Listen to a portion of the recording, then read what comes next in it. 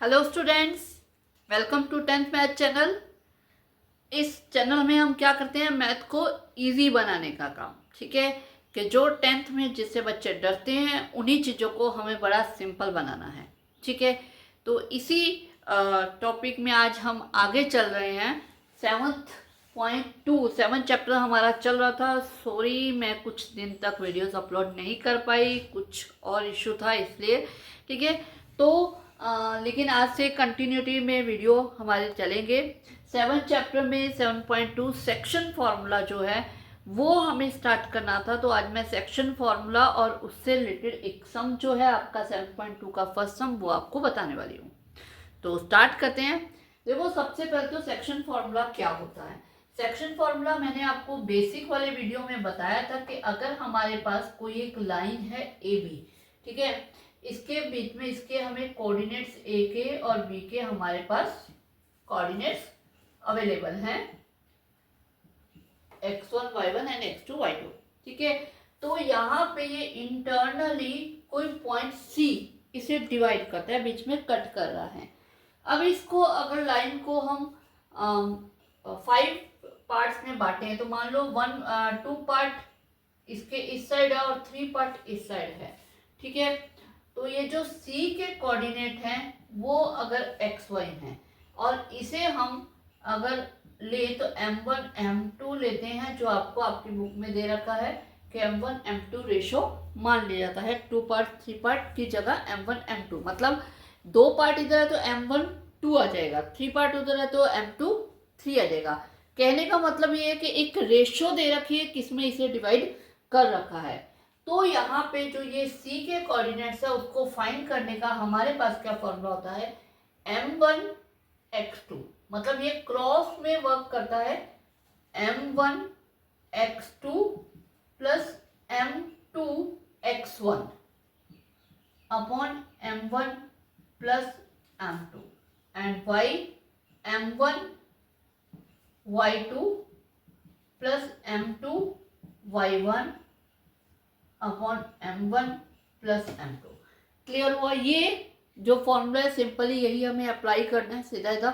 इस फॉर्मूले के अंदर आपके पास 4 चीजें हैं, ए के कोऑर्डिनेट, बी के कोऑर्डिनेट, सी जो डिवाइड कर रहा है उसके coordinate and ratio m1 m2। अब इन चारों में से अगर आपको कोई भी 3 चीजें दे रखी हैं और आपको फाइंड करनी है 4th चीज, तो आप इस आइडेंटिटी से फाइंड कर सकते हैं। यहाँ हमने ये आइडेंटिटी सी के कोऑर्डिनेट फाइंड करने के हिसाब से बनाई है, लेकिन अगर आपको ए के कोऑर्डिनेट दे रखे, रेशो दे रखे, सी के कोऑर्डिनेट दे रखे और बी के कोऑर्डिनेट आपको फाइंड करने हैं, तब भी आप इसी फॉर्मूले को अप्लाई करके फाइंड करोगे। अगर आपको इन तीनों के कोऑर्डिनेट दे रखे लेकिन आपको m1 m2 की रेशो फाइंड करनी है तो आप उसे भी इससे फाइंड कर सकते हो। ठीक है, तो इस तरह से ये जो आइडेंटिटी है ये इस टाइप से इन चारों में से कोई भी एक चीज मिसिंग होगी तो उसको फाइंड करने के लिए यही सेम आइडेंटिटी अप्लाई होगी।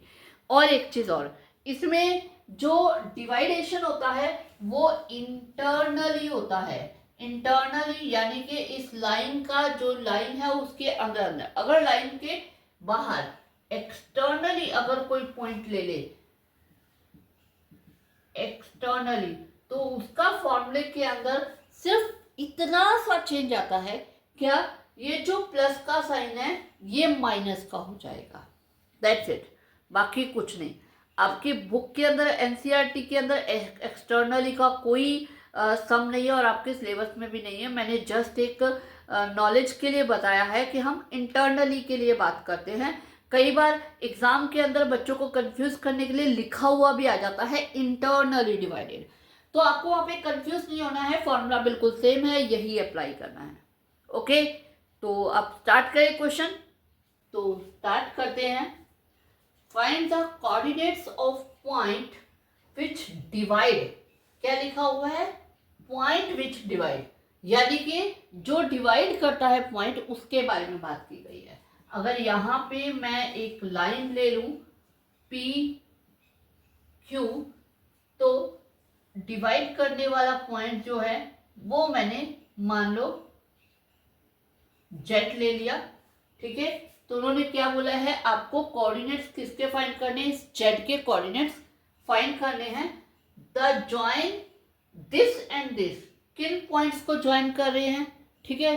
अब यहाँ पे हमें पता है P और Q को ज्वाइन कर रही है लाइन, तो P हमारे पास -1 and 7 आ गया है एंड Q हमारे पास 4 and -3 आ गया। अगर आप इसको उल्टा करके भी ले लोगे कोई इशू नहीं होगा, आपका आंसर बिल्कुल सेम आएगा।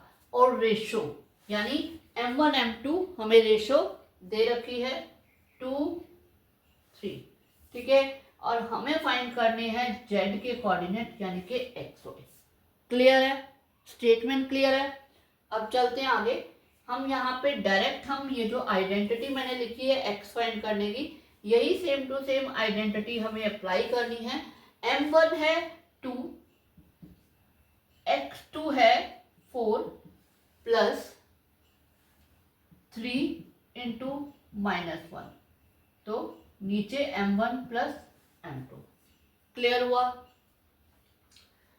ये आ जाएगा 8 -3 अपॉन 5 यानी 5 अपॉन 5 यानी कि ये आ जाएगा आपका 1, ठीक है। इसका आंसर आपके पास क्या आ गया है? इसका आंसर आ गया है 1, यानी कि जो Z का x कोऑर्डिनेट है, एब्सिसा है, वो आपके पास 1 आ गया है, क्या है, ठीक है। तो अब हम फाइंड करते हैं y, यानी कि ऑर्डिनेट इसका फाइंड करना है। तो सेम आइडेंटिटी हम अप्लाई कर लेते हैं, M1 इंटू y2। अब y की वैल्यू फाइंड करना है तो दोनों y के कोऑर्डिनेट्स हमें लेने हैं, 3 इंटू 7, 3 इंटू 7 2 प्लस 3। मैंने इस चैप्टर के स्टार्टिंग से ही एक चीज़ लगातार बोलती आ रही हूँ कि आप जब भी सम करो इस तरह से जरूर ड्रॉ करो। पहली चीज़, एग्जामिनर के ऊपर अच्छा इफेक्ट पड़ता है। दूसरी चीज़ कि आप लोगों को जो सम करते हो तो वहाँ पे मिस्टेक होने के चांसेस बहुत कम रहते हैं। सीधा सीधा जब क्वेश्चन करते हैं तो कहीं ना कहीं हम कोई वैल्यू लेने में गलती कर देते हैं, लेकिन अगर सामने से इस तरह से सामने दिख रही है, विजिबल, आपको पता है विजिबल चीज़ हमेशा अच्छी, वो सही ढंग से सॉल्व होती है। तो आप सामने से देख के करोगे तो डेफिनेटली सही क्वेश्चन में जो छोटी मोटी प्लस माइनस की मिस्टेक है वो होने के चांसेस बिल्कुल कम हो जाएंगे। मैंने ऐड कर दिया, बहुत सारे बच्चे मिस्टेक कर देते हैं। 5 21 में से गए 6, तो ये आ जाएगा 15 अपॉन 5 यानी कि 3। तो हमारे पास जो इस Z के कोऑर्डिनेट्स हैं वो क्या आ गए हैं, 1 and 3। क्लियर हुआ? ठीक है। तो आज मैंने सिर्फ 7.2 का स्टार्ट करवाया है, फर्स्ट सम करवाया है। कल मैं इसका जो क्वेश्चन लेके आने वाली हूँ, वेरी वेरी इंपॉर्टेंट क्वेश्चन है, ट्राइसेक्ट एंड फोरसेक्ट वाला। 4 सेक्शन में डिवाइड करने वाली एग्जाम्पल है आपकी एनसीईआरटी में, और ट्राइसेक्ट का क्वेश्चन है, वो मैं कल के वीडियो में लेके आने वाली हूँ। तो कल का वीडियो मिस मत करना, उसे डेफिनेटली देखना। ओके, आज के लिए